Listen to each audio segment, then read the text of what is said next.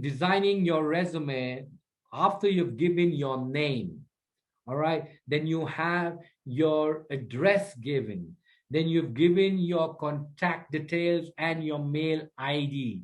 It's very, very important that you give a correct and a punching one, your career objective. So career objective is basically that you're looking for an opportunity, you're seeking for something, all right, and you've got some qualities, skills and knowledge and potential, which because you have all those in your uh, in you, you are willing to give to the company, you want to connect it to the company for the growth of the company, and together you and the company to grow along. All right, so these are some of the criteria. I'm going to give you an example. Of course, I said that you are looking for an opportunity. You can mention the traditional way they do mention, saying this, that I am starting the career objective sentence or the paragraph like, I am looking for an opportunity or seeking for an opportunity.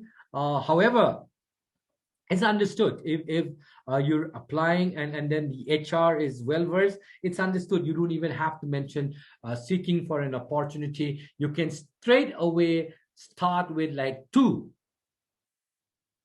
enhance my skills. To that means simple English, you normally don't start with to, but then it's understood that there is the word or a line that says looking for an opportunity. Okay, so I'm going to show you 3-4 examples for you to get an idea how it is done. All right, some samples for you. Like, see, this guy starts with right away with the word to. Uh, you can add like seeking for an opportunity to pursue, but these days you can straight away go with to pursue a highly rewarding career. This guy saying that, hey, I'm looking for some growth, okay, and I'm seeking for a good job, a challenging job and a healthy work. So what he's saying here is, if you analyze this career objective, he says, I love challenges. So that's one of my qualities. And I know that your company provides a healthy environment. You see, everything is packaged in these few lines. And he says, I want to utilize my skills and my knowledge. He says, hey, I got skills, I got knowledge. And then, you know what, if you get me, and if I can get in the organization, we can grow along. You see, so everything is packaging well. All right. Another example, see a guy, again, he starts with to. Now he says, I'm looking for growth again because I'm looking for position. So I'm looking for growth because, in a good position. And then he says, hey, position of responsibilities. That means, hey, as a person, one of my qualities is I'm a very responsible person. Okay, so he says that I can utilize my skills. Then he says, hey, I've got skills. And he says, I want to utilize my experience. I've got experience as well. And I want to work in an environment. So he's praising now. He says, that is where I see in your company or your organization where I have an environment where I can enrich my knowledge. So indirectly, it's all packaged, showing his abilities, but at the same time, connecting with the organization. Some more example for you, a couple more rather. All right, this guy say, I want to be in a good sound position. Again, he says that, I'm looking for growth, and I know it's gonna be in you, in a corporate world where I work and work enthusiastically. Means I'm a person with energy. I'm a person who's full of enthusiasm. All right, I'm a team player. There he says that, you don't have to mention I am enthusiastic, I have energy, but you can see it's packaged in career objective, enthusiastically in team to achieve the goal and of the organization. And then he says that I want to connect with your goals and visions, and at the same time, with my devotion and hard work, we're going to grow together. So you see, everything is packaged in that career objectives. Usually as HR, we love to first have an eye, or immediately our eye goes on the career objective. Why is this person applying for this vacancy or this post? So number one, he says, to succeed in an environment of growth and excellence. and earn a job which provides me with satisfaction and self-development and help me achieve personal as well as organizational goals. So here's the key, guys. All right. Of course, there are quite many examples in many examples in when you browse the net. However, HR, they can easily read that it's copy paste. So I wouldn't. It's okay to just refer, but it's always good and smart when you design your very own career objectives. I'm gonna show you. In fact, I wanted to break you guys into breakout rooms, but then I don't know. I don't have access to breakout rooms. Nonetheless, so I want you guys to do something. I want you guys to imagine that you're applying for a particular position in a company. All right. I'm going to give you guys 2 minutes. And in that 2 minutes, I want you guys to somehow design a career objective. Okay. You design a career objective of max two lines or at the most 3 lines. Okay. 2 to 3 lines, just to get a hang of it. Just write, and I'm gonna randomly pick up from the participants among you guys, and I want you guys to read out your career objective. Is that okay? So this is gonna be an activity. I wish I had the breakout room, but nonetheless, this is gonna be an activity where you take 2 minutes, 2 to 3 minutes, and then design a career objective, imagining that you are applying for, let's say, for a fresh position. Let's say whatever positions you want. It can be in a hotel, it can be in an MNC, it can be in any organization. You give me your objective, and I'm gonna hear from you how your career objective goes. So take 2 minutes and come out with your career objectives. So I'm gonna pause here, give you some time to write down your own career objectives. Is a career objective that I normally, the simplest way, very traditional way, is looking for an opportunity where looking for an opportunity to work in an organization where I can exhibit my knowledge and skills to contribute to the growth of the company and grow along with the company. They're very traditional ones, but then most of you have given some exceptional answers. So good going, guys. So now this is where your structure is done. The rest is all about interior designing. The rest is all about just how do you want to wrap your gifts. So we're going to discuss, okay, what else do you need to add? Educational qualification. Why? Because you are a fresher, and a fresher may not have work experience right away. Remember, it's all about creating the first impression. And I don't have an impression because I am still a fresher, but then my knowledge, my skills, my degree is a good impression. So I'm going to give educational qualification. Now, the mistakes that we make in educational qualification, most of us. So please mind, it's not just about giving details. All right. You got to be an expert how to give it. I always prefer in a tabular format. Keep that in mind. I'm not going to show you, but like a tabular format, your degree, the year of passing, universities or board, your percentage. So you can create a table, color the table up, with a nice, very professional color, light blue or something, and maintain that consistency. Okay. So 2 to 3 points that I want to mention when you do educational qualification. Number 1, mistakes that you all make is usually we give class 10, class 12, all right, degree, postgraduate. That's wrong. We don't go in that order. It's always in a reverse order. Okay, you go to in descending or in chronological order. All right, descending. First, it's always the highest degree that you have. So right now, you're a graduate. So first graduate, then comes class 12, then comes class 10, not the other way around. That's one point.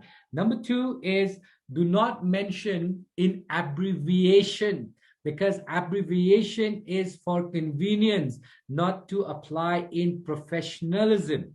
What is abbreviation?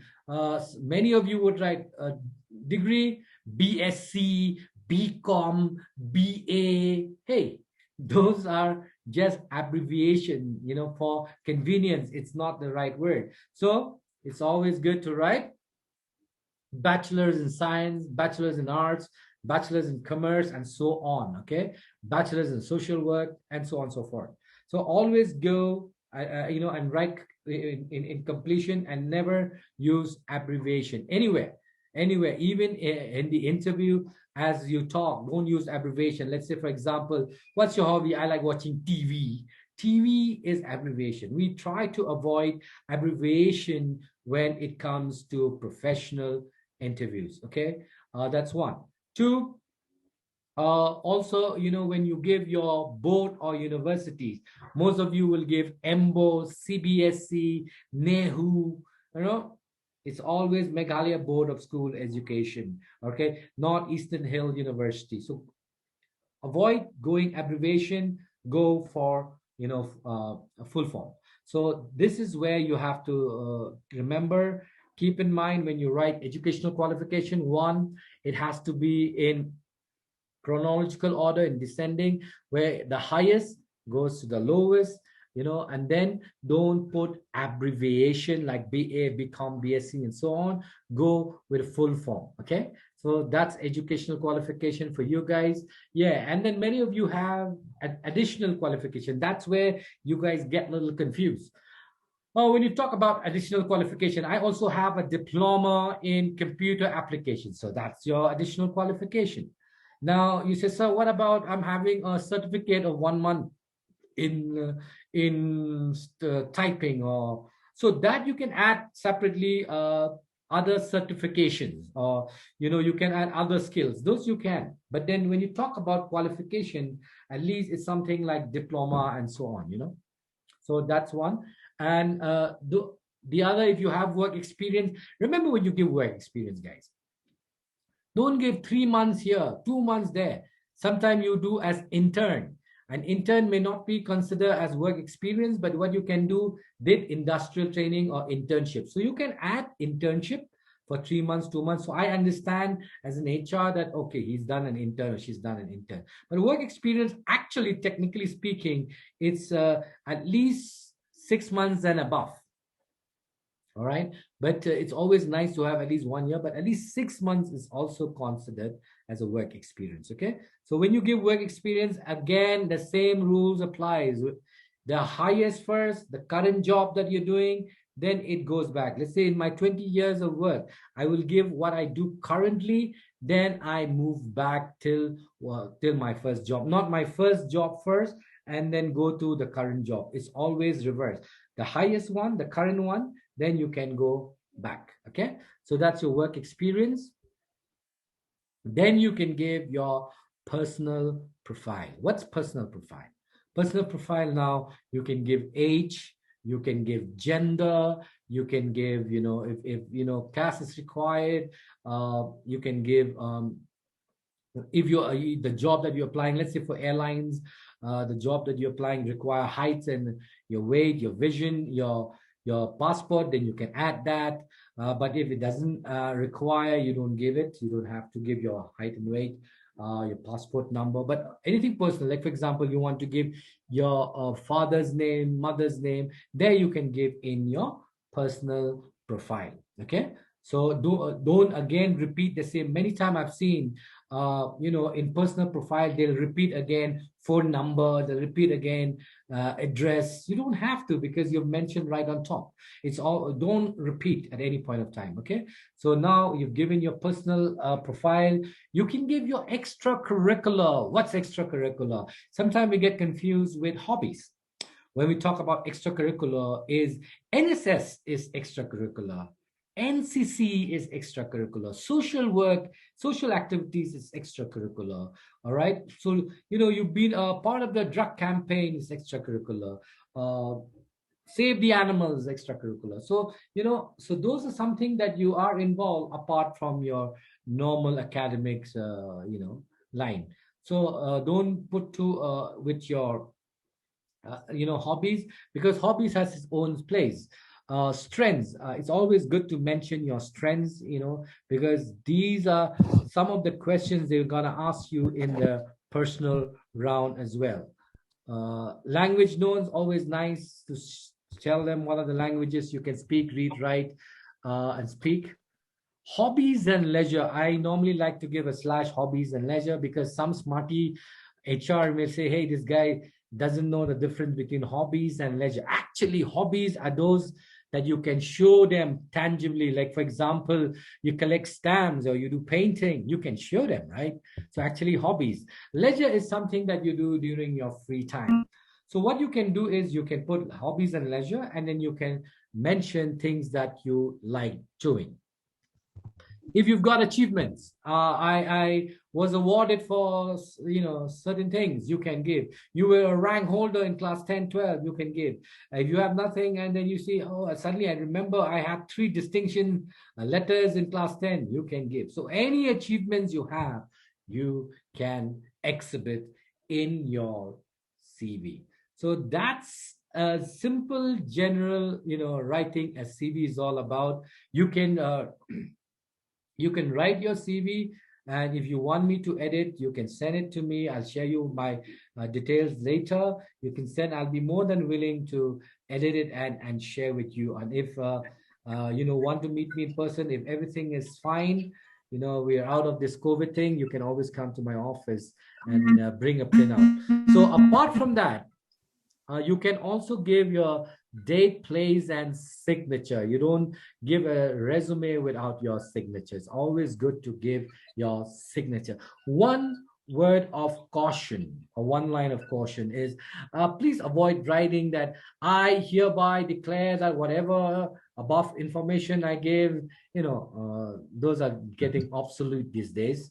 So you don't share all those. This is good enough. So the other piece of your resume is how you design. So design plays a key role, but with the help of internet, there's so many templates that you can choose. But then there are certain basics that you have to stress on. Okay. I will just share with you guys some basics.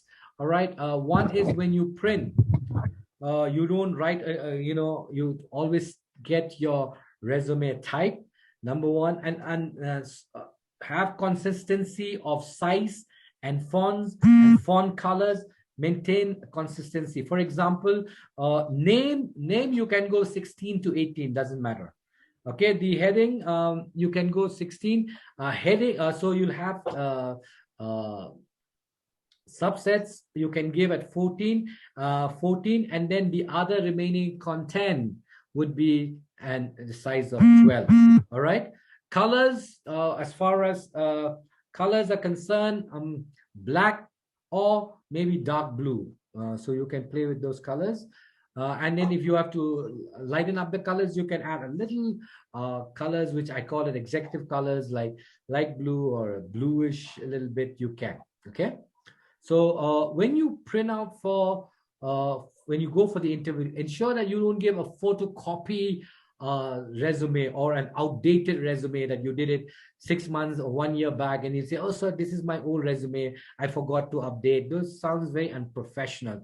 Get the latest one, print in on a bond paper, not on a photocopy Xerox paper, because you want to impress them. It's just a matter of 50 paisa and 5 rupees. A bond paper comes 5 rupees, but the impression is heaven and earth. Okay, so do that. And always check spelling mistakes, because you cannot afford to have spelling mistakes in your resume. Okay, and when you carry your resume for the interview, I would prefer you to have a file folder, and so that you don't just fold it. All right, given a file folder. But if you have no other options, if you have to send by post or by courier, then of course that's a different story. But still, for that also, I would request you can even get an A4 envelope, and you can send. Okay, so Remember some do's and don'ts. Always read, check the fonts. Don't go with fancy fonts. Go with the normal fonts. Okay, don't use cheap paper, colored ones. Bond paper is the best. Okay, folding, stapling, avoid that. All right. Okay, when you're sending in a mail, which I'll guide you later, you don't have to. You can only attach your resume, but then you'll have to learn to write a cover letter. So on that note, I think we are done with how to write a resume. I'm gonna pause and I'm gonna take question, maybe one or two. Or what do you think, Senbat? You'll take in the last, or should I take now? It's up to you, sir. I think we can take now also. Okay, with regards to just the resume, I'm gonna take one or two questions now.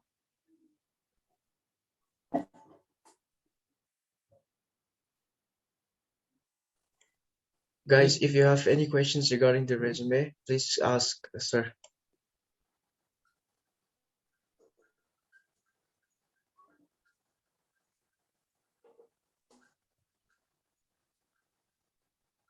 I think all of them understood well. Okay, maybe you if you don't have, you can keep it in your bag if you have one. I'll give you another opportunity to ask question later, because I'm going to be a little fast now because I want to cover some grounds here. Okay, so when we talk about, resume, you remember what I said. It's information about life. Okay, it's information about life. So we get confused that information about life is the same as application. Actually, technically speaking, resume is not application. All right. So application is different, and we call it cover letter. You need to have a cover letter with your resume. Okay. Don't just give only the resume. That's very unprofessional. A professional will always give a cover letter attached with their resumes, because resume is information, cover letter is application. Know the difference. Resume, information, cover letter, application. So I am applying and I'm also giving you my information. So I'm just gonna show you the traditional way of writing a cover letter or an application for the job. As the respected principal said, that sometimes people don't write well. So the best way is, when you write a cover letter, you can give your address first on top. Okay, I'll follow the American way where everything is aligned on the left-hand side. And after you've given that, you can give the date. Okay, then subject. Okay, these are very traditional way. Application, let's say for the post of an office manager in your organization. Now, if you know you're writing to the manager, then to the manager. If you know you're writing to Mr. Hari Prasad, then you can write to Mr. Hari Prasad. Then you give his designation, the manager. But if you don't know, okay, but you're writing to the HR department, to the manager HR department, so that piece you have to see accordingly, whom are you addressing to. Then after that, there's something called salutation. If you know you're writing to sir, it's always good to write dear sir, or respected is another lovely word. You can use respected sir, I think that's ideal, or respected madam. Okay, and if you don't know whether it's sir or madam, don't take a risk. You can write respected sir or madam. Then your cover letter will have basically three composition. One is introduction. Now, what is there in the introduction? Let me give you an example. Then after that, you'll have a body, and then you will have a conclusion. So remember, a cover letter will have, of course, your address on top, the date, subject, whom you're addressing to, salutation, then comes these three components: introduction, body, and conclusion. I'm going to give you an example. See the introduction here. With reference to the subject cited above, I would like to apply for the opening position in your organization. So that is your introduction. Look at your body. The body says, I have managerial skills and can lead a team with confidence. I'm also very focused towards my goal and very result oriented. So that's your body. And then the other part of your body says, I have enclosed my resume for your perusal, and I look forward to be called for the personal round of interview. Then you close. Thank you for your time. Yours sincerely. So this is a very simple cover letter. With this, you give your resume, and that makes it complete. Application with information. So on the first half, we've just completed first impression.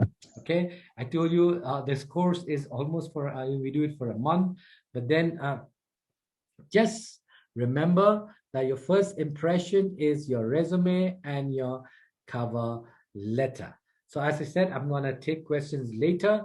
I want to switch gear and now help you with something else. Now you are in the interview now. You've reached the interview, they've shortlisted you, and now there you are. So what you require now is communication. Now, again, guys, communication is a very, very vast topic. However, I'm just going to highlight 2 to 3 points. What are the important keys, or where do you need to remember when you go for the interview? All right. So, number 1 is your facial expression. Always have a very good, impressive facial expression. And facial expression, when you talk to an interviewer, remember to have eye contact. Okay?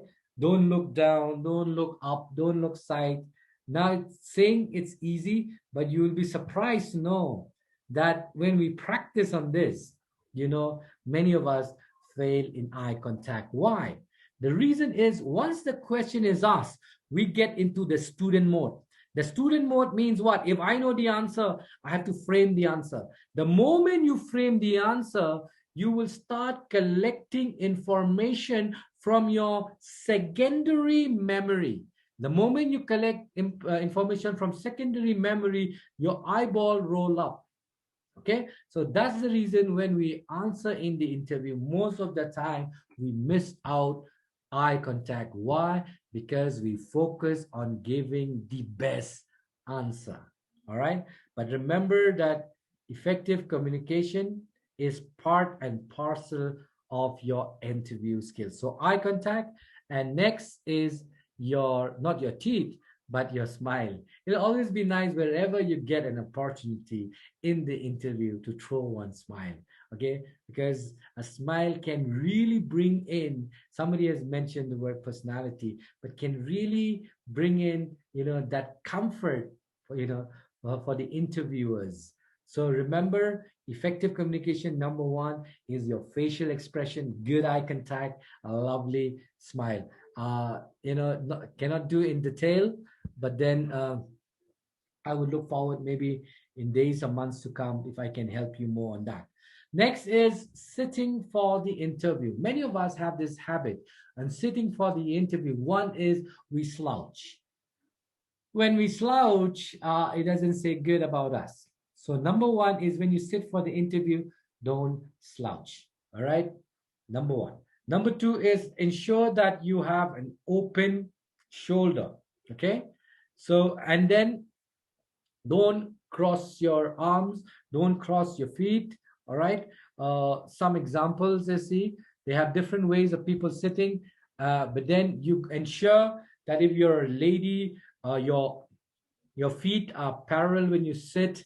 All right, if you see in the picture, the ladies have parallel, and the guys, you can have a little space around about 1 feet. Either it can be on a V format, or more or less, a little more comfortable. And then as you sit for the interview, now remember not to clench it, not to just fold it. Don't start playing with your fingers around. Okay, It's important for you. You can move, you can have gestures, but then, don't fidget, don't touch nose, hands, and, relax. So this will come through practice. That's why interview is not just, interview lessons. We call it skill. Once it's a skill, then it's an art. And once it's a skill or an art, no one is a skillful musician if he doesn't practice. All this will come only not through knowledge, but it'll come only through practice. I wish we can have a lot of demo, but then because we are on a virtual platform, it's difficult to go virtual. Yeah, another piece is grooming. You also communicate through grooming. And when you groom, I will always suggest to be as executive, as formal as possible, not the wedding formal. Sometimes many of us would go on a, where we've just gone to a party and wear the same. Executive, 2 buttons are preferred, okay? Get dark color suits, blue, navy blue, black, on a darker shades. It's always advisable. 2 button is preferable. Why I'll tell you guys is that you normally, when we go for interview, I wish I can show you guys, but then 1 button we button it, when the second one we don't button it. So the moment we sit on the seat, we unbutton even the one that is buttoned. Okay, so that's the reason we need a 2 buttons preferred 2 button suit. All right, and then remember that you have your you well ironed your pants, a trouser. You should get in that nice distinct crease. Ensure that you wear your pants. It should not accumulate. The clothes should not accumulate around your ankle, but ensure that your trouser just touches your shoes. As far as shoes is concerned, ensure that you wear good formal shoes. If you have with shoelace, is always preferred with shoelace. Black, polish it well. Ensure that your sole is also clean. As far as accessories are concerned, try to be as minimal as possible. You can wear your wristwatch. If you have strap, better, but if not, at least wristwatch. If you are wearing earrings and so on, please avoid. Please don't go shabby. Shave and then good haircut. I mean, all this actually is a part of the grooming class that we take for interview, but then today is just foundation, so I'll not be able to show you much on that. But even women, similar things apply. As far as dress is concerned, be more business. But then, of course, the question arises for you guys with accessories. They say 3 is the very ideal. Okay, earrings, then of course ring, 1 ring, maybe you want to have a bangle, maybe a pendant. Okay, so 3, 4. Ensure that your nail polish is well done. It's not like shabbily left with some scratches, and some nails are neatly done, some are not. So all those little touch up you need to cover up. Of course, you want to carry a purse or a small bag, you can, but then there is a way how you carry it, where you keep it. When you carry with you, let's say a bag, when you sit for the interview, you can keep it in the side of the chair or a stool that you are allowed to sit. So that's a bit about grooming. It's really a bit, because I couldn't show you what type of wristwatch, bags, what kind of earrings to wear, what kind of pendants to wear, what kind of shirts and ties. But then on another platform, we can still discuss on that. So remember certain do's and don'ts in the interview. Okay, I'm just giving you in one screen just the key ones. Is that always know where is the venue before time. The most embarrassing thing is to reach your interview late. So you should know prior. You should reach the interview prior. You should know what time is it. Don't go at bang on time. Don't go, at least go before time and be there around. Don't give a outdated resume. I mentioned, always have the latest current cover letter. Groom well for the interview and get some information about the organization. All right, because it's very, very important. If they say, what do you know about our organization, you will be able to say something about the organization. Okay, the key is always for any interview is to practice. Get your proper body language, good facial expression. All right. Always carry your credentials. If they ask or they don't ask, it's always good to have all your credentials with your resume. Okay. Be well groomed. Of course, knock before you enter. Sit only when you're asked to sit. So greet the interviewer and so on. Okay. Always learn to thank the interviewer as well. I wish we can do a bit of practice, but then again, because we're virtual, we'll not be able. Otherwise, I can show you the moment we practice, there's so many errors that we commit, even after knowing it. It's not easy. It's a skill that you need to master. It's a very important skill, guys. So don't just leave it, and say, okay, let it just happen the way it is.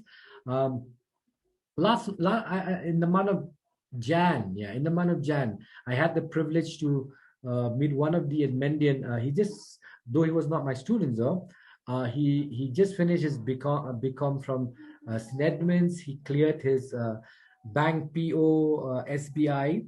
Okay, if you know him, good. So what happened is he came and met me just before the interview. All right, I cannot give much of the knowledge skills. He's already got the knowledge skills, but then we were working on these areas.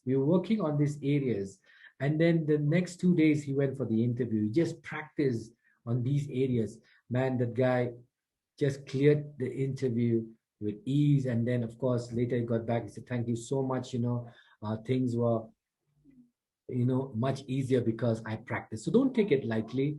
All right, interviewing skill is very, very important. During the interview, we do have, because of nervousness, we start fidgeting around. Okay, we start to overuse gesture, and sometimes we don't know an answer. It's always good to say, "I'm so sorry, sir, I cannot connect, or I cannot recollect, or I am sorry, sir, I don't have an answer right now." Okay, but then never lie, because you will be caught.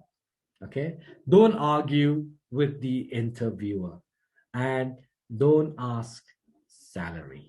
All right, what is my salary? So these are something that you don't do in the interview.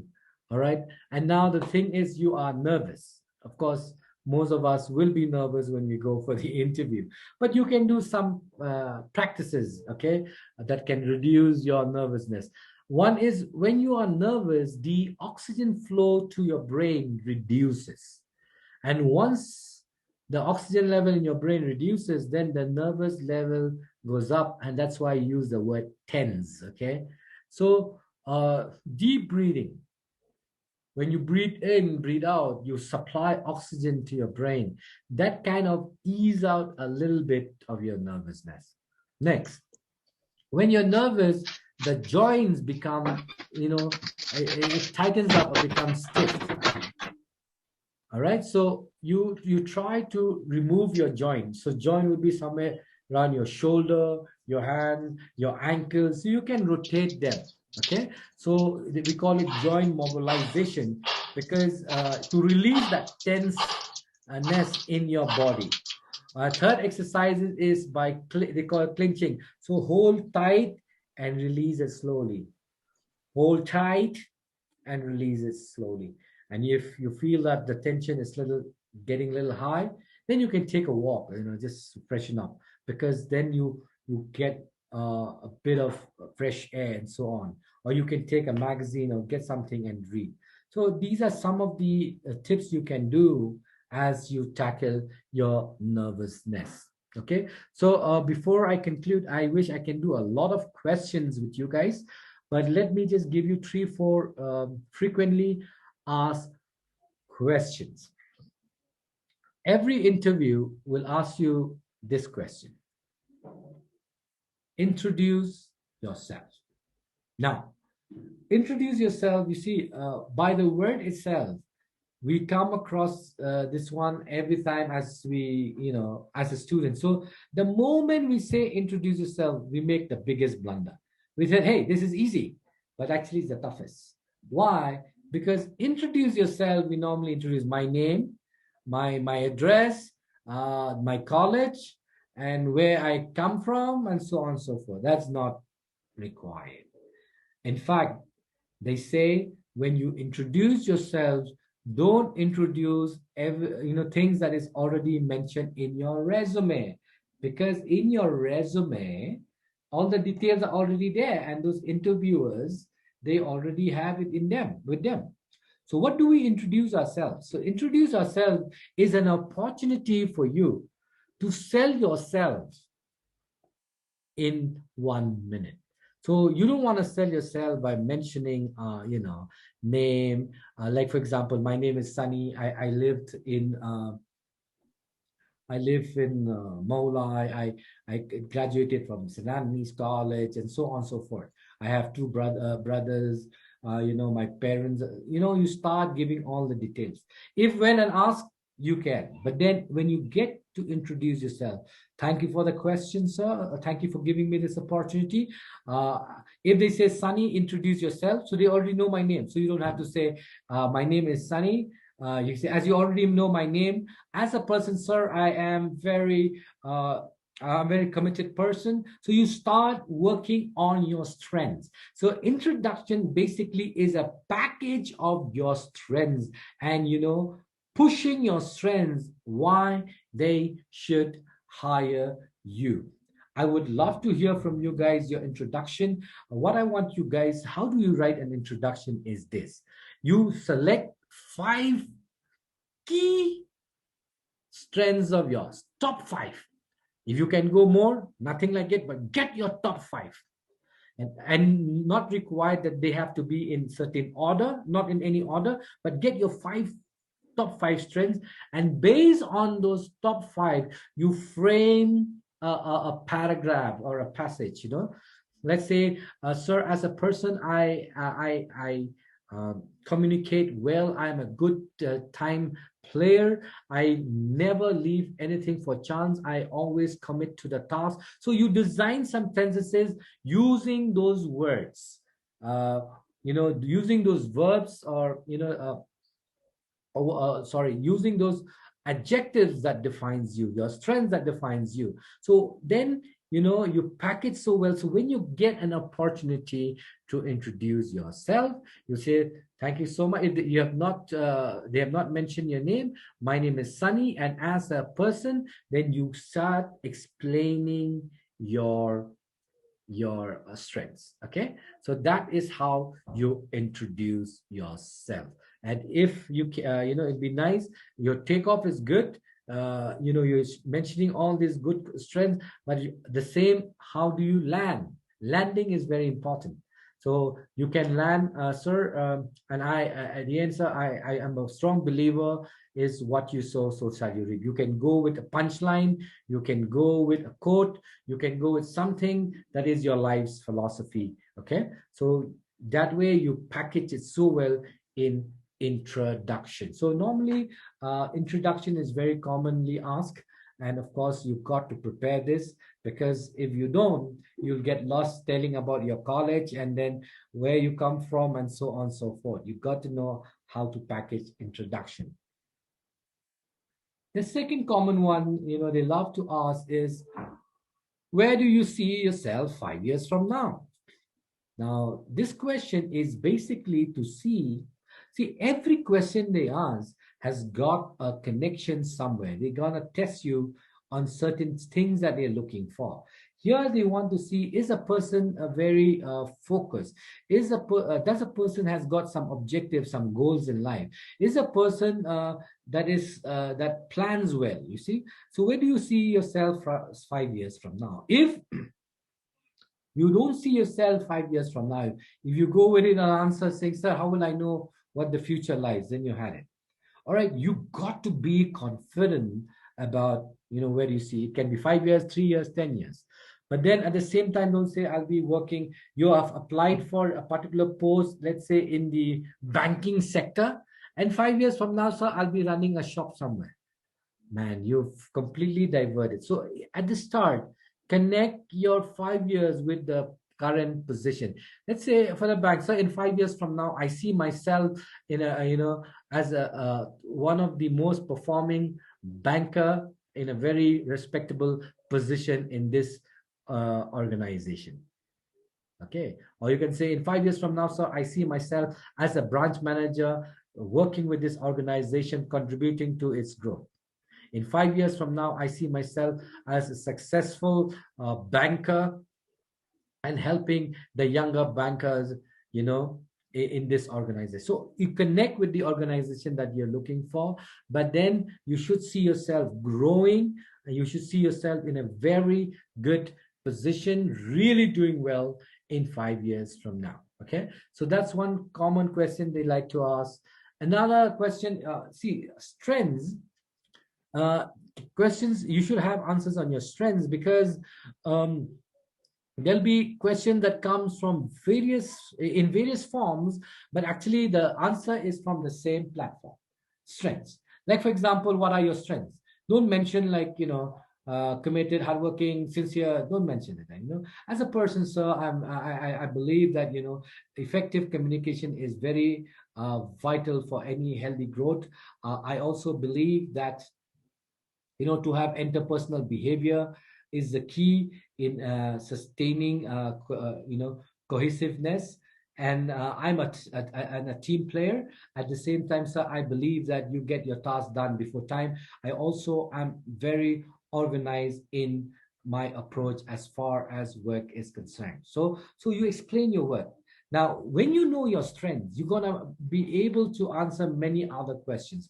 For example, why should I hire you? Same answer. All right. What can you contribute to our organizations? Then you say, sir, I can contribute to my organization. Then you mention your strengths. So strengths is very important. Strengths is very important, because you'll be able to get a lot of information in tackling various questions. All right, then at the end, sometime, most of the interviews will like to ask this question: what is your expected salary? Okay, so most of us get stumped here. What's my expected salary? Sir, I don't know. I mean, you start to become very shy, sheepish, and sir, whatever you give. If you ask me whatever you give, I said, come from tomorrow, 1 rupee per day. You just don't ask like, okay, sir, whatever you give. We're not talking in that way. But then when you answer, of course, it's not good to quote numbers as well, because you are a fresher. Okay, of course, if you already have work experience, then you can mention that, sir, because work experience will always give you a certain salary, right? So let's say you're already earning 10,000. So currently I'm earning 10,000, and anything more than what I'm getting right now would surely make me smile. Okay, something like that. Or actually, the rule of thumb is usually is 30% from what you're earning. But then, of course, sometimes it may not. A company may have different laid out format. However, if you are a fresher and you have not got any salary, then you got to be careful. I remember even last month, I did one interview to one candidate. He was working in Bangalore. He was not working, actually. They were doing a project, event management project, and they did it for 2 months. And because it's a short-term project, so for each month they were paid 30,000. So this project, if it's 2 months and all, it's very intense. You have to work almost 15 to 18 hours, and they need it for a particular task. So when I asked him what is your expected salary, he says currently my last paid salary was 30,000. Sorry, guys, that cannot be your salary. Salary is something that you have been earning it for. In fact, if they ask you for salary slip, it'll be at least for 3-4 months continuous. It's just a particular project cannot be your salary benchmark. So so how would you answer this? What is your expected remuneration? So as a fresher, you can even use that term. There are many ways that you can politely say. So as a fresher, I'm looking for an opportunity to show my skills and potential, and I'm sure, sir, for which I will be richly rewarded by the organization. So something like that. Or I am sure, sir, with my commitment and dedication, the salary that you'll offer me will surely make me smile. So you don't have to really quote numbers, but very diplomatically you can get yourself through and leave it to the organizers or the organization to fix a salary for you. Because as a fresher, I think there would be a standard salary based on that post. You cannot just quote numbers. Okay. So I wish I can go on with a lot of, in fact, there are around 30 to 40 frequently asked questions, but then I would like to take some time to take some questions from you guys so that I can clarify your doubts. Uh, so all the while, what we covering? Number one is called first impression, and the first impression is by our resume. How do we write a resume? That's one. And then we just went just the outline of how to write a resume. I'll be more than willing to help you. You stay in touch with me. You can write down your resume, and I will be more than willing to correct and edit your resume and give my feedback. Then we went to cover letter. So you guys did well. You understood about cover letter as well. That's one piece that we did. And I said that just in just few words, I said that communication is very important. Your facial expression, how you sit and how you present yourself in the interview is very important. And also we covered communicating, how the way we groom, and just 3 to 4 questions, how you tackle frequently asked questions. All right. So if you want the elaborate interviewing skills content, you can stay in touch with me. I will share with you the entire content, or you can even visit our website and let me know. And if we can have on a different platform, to go through, because we have not done some very important ones like what we call as group discussions. Group discussion is another very, very important one these days. Most of the interviews now conduct group discussions as well. So on that note, I'm going to take questions. So I'm going to share with you guys my detail, even as you frame questions. You can take a snapshot on this. And we have a lot of things. Senbat has already checked the Insta thing, but then we have 3. My personal one is Sunny Molong. You can follow me there. We have a lot of things that we keep uploading in Hundredfold Academy and ICA Shillong with various programs. You can follow us on those 3 Insta, and you'll get updated on a regular basis. Most of the programs, in fact, 90% of our programs are all related to students. Next week, we have free 2 workshops coming up. One is on personality development and the other is on career guidance. So, you have this on a regular basis. You can check our website. That's my mail ID. You can contact us in those phone numbers. My team can always help you in any way possible. So on that note, those are my contact details. A pleasure interacting with you, though it's mostly one-sided, but then I look forward one day to meet you guys in person and have more lively interactions with you guys. So here I open the house. You can ask me questions.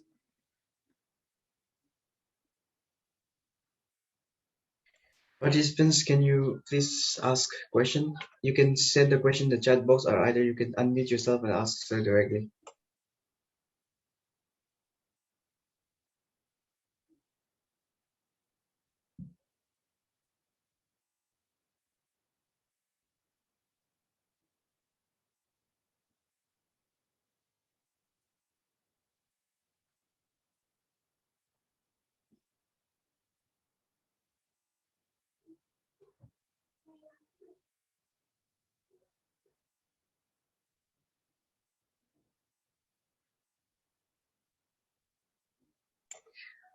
Sir, I have a question. Meanwhile, if they're still typing in the chat box, then please answer my question. Sir, often I get confused between these hobbies and interests when I'm asked this question. So sometimes I get confused and mixed up these 2 things, hobbies and interest. So how would you explain that? Great. Sneha, I'll get back to you with your question, but okay. See, that's what I said.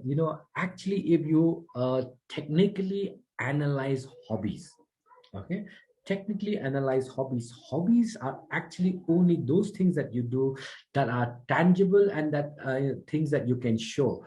Like you are a part of the philatelic club, you collect coins, you collect stamps, you do painting, gardening. These are things that you can show. Okay. And the things that you can show is what we categorize as hobbies. So interest, it may be possible that I cannot show you interest.